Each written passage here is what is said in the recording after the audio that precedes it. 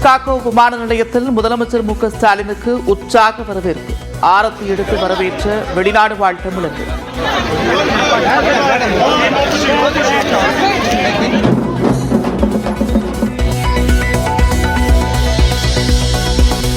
மூன்று நாள் பயணமாக புருனே மற்றும் சிங்கப்பூருக்கு புறப்பட்டார் பிரதமர் நரேந்திர மோடி. இரு நாடுகளுடனான தூதரக உறவை பலப்படுத்த புதிய ஒப்பந்தங்கள் கையெழுத்தாக உள்ளன.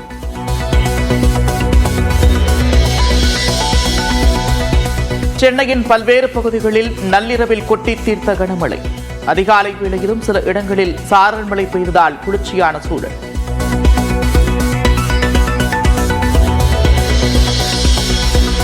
வடமேற்கு வங்கக்கடலில் நாளை மறுநாள் புதிய காற்றழுத்த தாழ்வு பகுதி உருவாக வாய்ப்பு.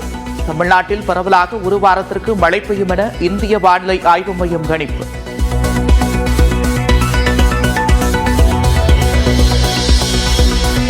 புதுச்சேரியில் ஒவ்வொரு யூனிட் மின்சாரத்திற்கும் 45 காசுகள் வரை மானியம் அறிவிப்பு. மின் கட்டணம் உயர்த்தப்பட்ட நிலையில் மின்சாரத்துறை அமைச்சர் நமச்சிவாயம் அறிவிப்பு. கோமாலை சேவையில் திருப்பதி ஏழுமலையானை குடும்பத்துடன் வழிபட்டார் எடப்பாடி பழனிசாமி. கற்பூரம் ஏற்றி தேங்காய் உடைத்து வழிபாடு.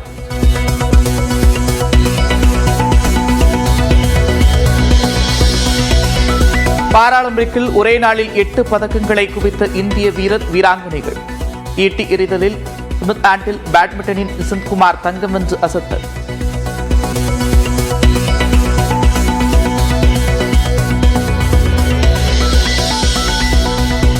நடிகைகளுக்கு நடந்த பாலியல் தொல்லை தொடர்பாக நடிகர்கள் மௌனம் காத்தால் தப்பாக தெரியும். ஹேமா கமிட்டி அறிக்கை குறித்து தனக்கு தெரியாது என ரஜினி கூறிய நிலையில் நடிகை ராதிகா கருத்து. தெரியலன்னா அவருக்கு தெரியலதான், அவர் தெரிஞ்சா அவர் சொல்வாரு. உங்களுடைய மௌனம் தப்பாக தெரியும். உங்களுடைய மௌனம், நீங்க இது எதுக்கு சொல்லணும், இது சொன்னா இது நான் என்ன பதில் சொல்லணும், ஒன்னும் சொல்ல வேண்டாம். நான் இந்த பெண்களுக்கு பாதுகாப்பு கொடுக்கறதுக்காக எல்லாரோடையும் உட்கார்ந்து நான் சரியாக செயல்படுவேன். ஒரு வார்த்தை சொன்னா அந்த பாதிக்கப்பட்ட பெண்களுக்கு ஒரு சகோதரியா இருக்கலாங்க. கொட்டி தீர்த்த கனமழையால் வெள்ளக்காடாக காட்சியளிக்கும் ஆந்திரா மற்றும் தெலுங்கானா. இரு மாநிலங்களிலும் உயிரிழந்தவர்களின் எண்ணிக்கை 30ஐ தாண்டியது.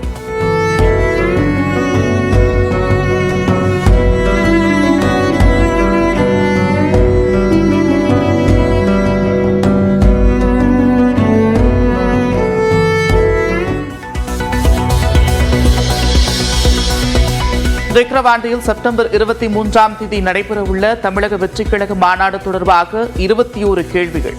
விஜய் வந்து செல்லும் வழி, நிகழ்ச்சி நிரல் உள்ளிட்ட விவரங்களை கேட்ட காவல்துறை.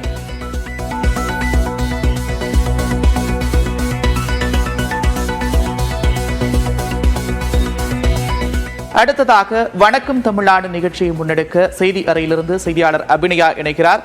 அபிநயா, இனி உங்களிடம். நன்றி நந்தா.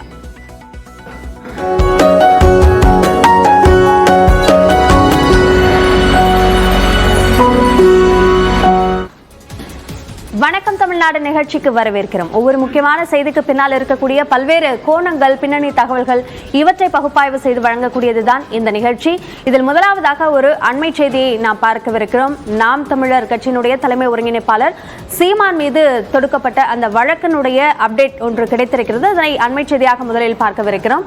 அதனைத் தொடர்ந்து நியூஸ் அண்ட் வியூஸ் பகுதியில் முதலாவதாக சக நடிகைகளுக்கு முன்னணி நடிகர்கள் குரல் கொடுக்க மாட்டார்களா என்ற ரீதியில் ராதிகா சரத்குமார் பல்வேறு கேள்விகளை எழுப்பியிருக்கிறார். அது சார்ந்த பின்னணி தகவல்கள், கோணங்கள் இவற்றை பார்க்கவிருக்கிறோம். அதனை தொடர்ந்து பாலியல் வன்முறைகள் மற்றும் போதை பழக்கம் தொடர்பாக ஒரு ஆலோசனை கூட்டத்தை தலைமைச் செயலாளர் நடத்தியிருக்கிறார். அந்த கூட்டத்தில் எடுக்கப்பட்ட முடிவுகள் என்ன, அதனுடைய முக்கியத்துவம் என்ன என்பது குறித்து பார்க்கவிருக்கிறோம். அதனைத் தொடர்ந்து பாரா ஒலிம்பிக் போட்டியில் இதுவரைக்கும் 15 பதக்கங்களை வென்றிருக்கிறார்கள் இந்திய வீரர்கள்.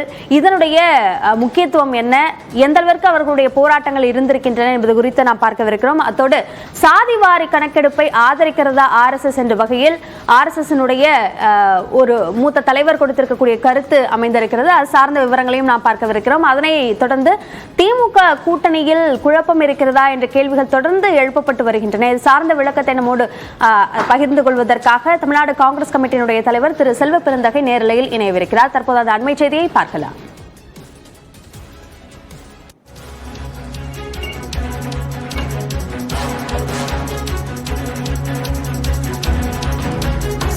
சீமான் மீதான வழக்கு தொடர்பான விசாரணை தொடங்கி இருக்கிறது. அதற்கான விசாரணை அதிகாரி நியமனம் செய்யப்பட்டிருக்கிறார். கூடுதல் விவரங்களை நம்முடைய சிறப்பு செய்தியாளர் கோகுலிடம் கேட்கலாம்.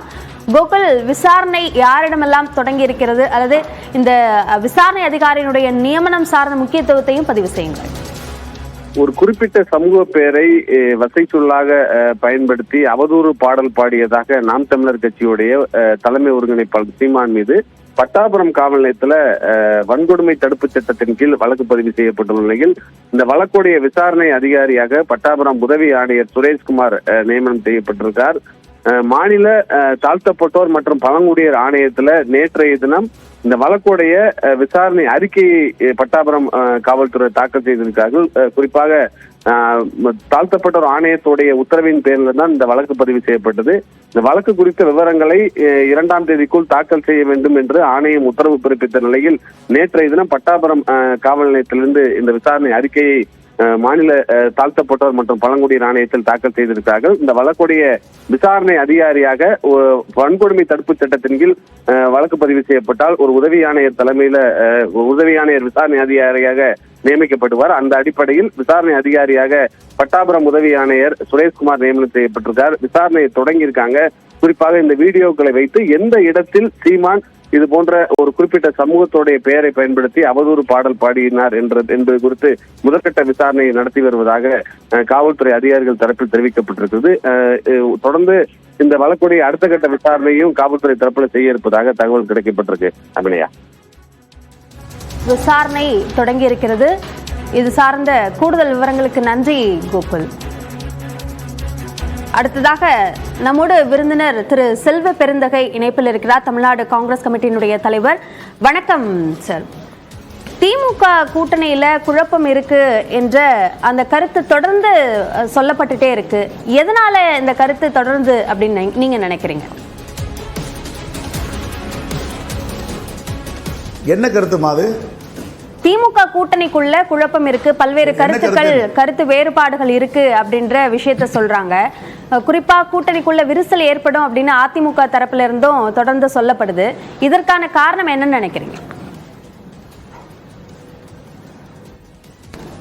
ஒரு கருத்து வேறுபாடும் இல்லை. நாங்க ரொம்ப இன்டாக்டா இருக்கிறோம். இந்தியா கூட்டணி தான் இந்த சனாதன சக்திகளை எதிர்க்கின்ற, சனாதன சக்திகளை தமிழ்நாட்டில் உள்ளே விடாமல் விரட்டுகின்ற கூட்டணி இந்தியா கூட்டணி, தமிழ் நாட்டிற்கான கூட்டணி. எப்படி இந்த கூட்டணிக்குள்ள குழப்பம் இருக்கு, கருத்து மோதல் இதெல்லாம் சொல்ல முடியும்? இப்போ ஒரு கூட்டணி இருக்கு, தேர்தல் நேரத்தில் எல்லாம் இருக்கும். அவரவர்களுடைய கருத்தை தெரிவிக்கிறாங்க. கருத்து சுதந்திரம், எழுத்து சுதந்திரம், பேச்சு சுதந்திரம் இருக்குன்னு வச்சு. ஆனா யாரோ ஒரு கருத்து சொல்றாங்கன்னு இருந்தாலும் கூட்டணிக்குள்ள குழப்பம் வருமா? எப்படி அதை குழப்பம்னு சொல்லுவாங்க, மோதல் சொல்லுவாங்க? ஒரு மோதலும் இல்லை, ஒரு குழப்பம் இல்லை. காங்கிரஸ் பேரியக்கத்தை பொறுத்தவரை, என்னை பொறுத்தவரை, இவன் பொது உடைமை கட்சி ஆகட்டும், விடுதலை சிறுத்தை ஆகட்டும், IUML ஆகட்டும், இன்னும் இருக்கின்ற மனிதநேய மக்கள் கட்சி ஆகட்டும், நாங்கள் இன்டாக்டா இருக்கிறோம். இந்த இந்தியா கூட்டணி என்பது தமிழ்நாட்டுக்கு மட்டும் வழிகாட்டுகின்ற கூட்டணி அல்ல, இந்தியாவிற்கு வழிகாட்டுகின்ற கூட்டணி. இந்த கூட்டணியில் எந்த குழப்பமும் எந்த பிரச்சனையும் வராது. இதுல முக்கியமா நீங்க சொன்னது தனிப்பட்ட கருத்து ஆகும் அப்படின்னு. இப்போ நாடாளுமன்ற உறுப்பினர் கார்த்தி சிதம்பரம் வெள்ளை அறிக்கை வேணும் அப்படின்னு கேட்கும்போது ஒரு தனிப்பட்ட நாடாளுமன்ற உறுப்பினரோட கோரிக்கை அதை பார்ப்பாங்களா, அல்லது காங்கிரஸ் உடைய MP கூட்டணியில் நின்று வென்றவருடைய கேள்வி எனும்போது கூட்டணிக்குள்ளாகவே இந்த கேள்வி எழுதே அப்படின்ற ஒரு பார்வை மக்கள் கிட்ட எழதான செய்யும்?